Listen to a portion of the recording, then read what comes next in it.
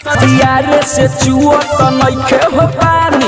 अरे तारा बहनी के गाड़ी में कूद के पेलो, वाह बहुत अच्छा।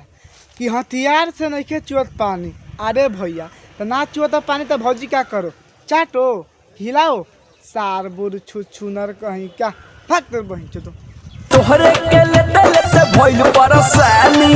हाथ तोर बहिन चो सुन तारा कि तोरे के लेते लेते भइल परेशानी। हाथ तोर बहिन भौजी देला तेपरो खराब आ ना दी तेपरो खराब। देखा तारू भौजी वैसे नु कहे नु कि भैया पर विश्वास मत कर, तू देवर पर विश्वास कर। देवर प्यार कर रही आ थोड़े कहत कि परेशानी भइल बा। देवर तो कहत बा भौजी बड़ी मजा बा, हम बहुत खुश बानी कि तू हमरा के देले बारू। अब सब सारा के मत दिया, खाली हमरा के दो।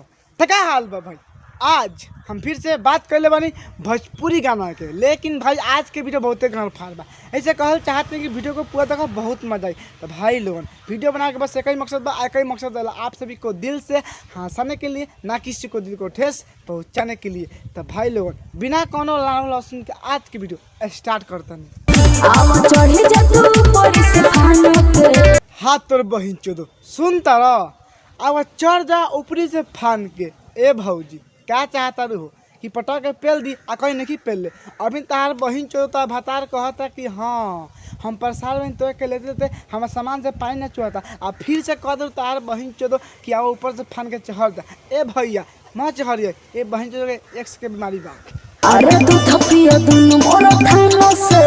अरे तारा बहिनी के गाड़ी में आग लगाओ, वाह बहुत अच्छा।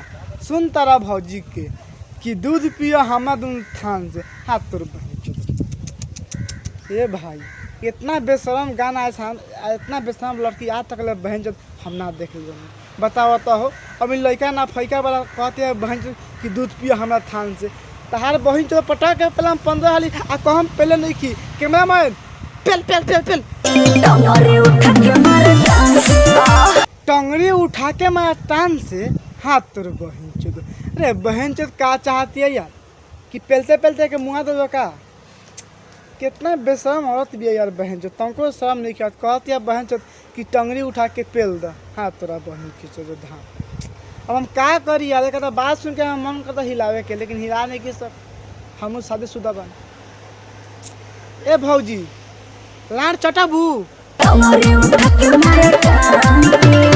हाथ तोर बहन चोद टंगड़ी उठा के मार टांगे। हाथ देख ला भाई लोग, तबे कहत नहीं भौजी का हेता था फुलाना हो गल बा। आ भौजी काहे इतना मरती है, ये न बात बा यार।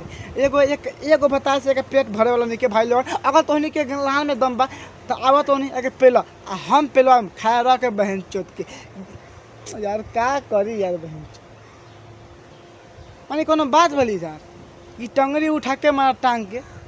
ए भौजी पहले झाड़ छिलम तब मरबो। का कहा तारा कि प्यार पर ओ दिन भरोसा होई रे? काहे भैया अभी प्यार पर तारा भरोसा नहीं के हो? तहार बहिन चोदो भौजी के हेता है देख ले बात तब भरोसा नहीं के हो। अरे भौजी निमन नहीं खे कैसे प्यार मत करी है कि पहले दूसरे के देख के तब तो लगा लिया तब हेता तब भल बा। तो तू बोला तो भैया जब तारा प्यार पे भरोसा नहीं के हो तब तू का करबा?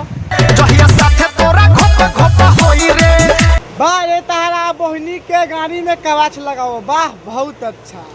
देखा तारा भाई लोगन जब घोप घोप हो रे भैया के साफ साफ कहे का मतलब है कि सुन ले छौड़ी हमार नाम धो के हाला करता है तो प्यार पर भरोसा नहीं के। जब तक ले तू हमें के देवे ना, हमारे साथ सुतबे ना आ तब ले घोप घाप ना करबे नू, तब ले हम विश्वास ना करम कि तू हमसे प्यार करेली। तो ये भैया तू सब कुछ मानी काहे कि भौजी के पहले हेता था हो गल बा। आई तरह के देबो करी मनबे करी आ घोप घोप करी। चला ले जा कुप्ता में आ पेल के आओ 15 हाली आ बाद में कहिए नू कि 10 के ले ले बानी 15 के बाद कहबा नू तो छोड़ दी। प्लान पे ताकत पटा के पेल दा भौजी का घोप घोप कर तार बहिन चोदो कहीं क्या इनके प्यार पे वो दिन भरोसा हुई। देखा तेरा भाई लोग कितना सारा छियात्रा भैया बा। भौजी इतना प्यार करती है, कहता घोप घाप कर तबे हमारा भरोसा है। तो कोनो बात ना भौजी दे दे, ऐसे 5 झूला सब खुलले बा, खाली हेता तो बम तो पाल बा वो अलग से दिखाई देते बा। दे दे दे दे दे दे दे, दे।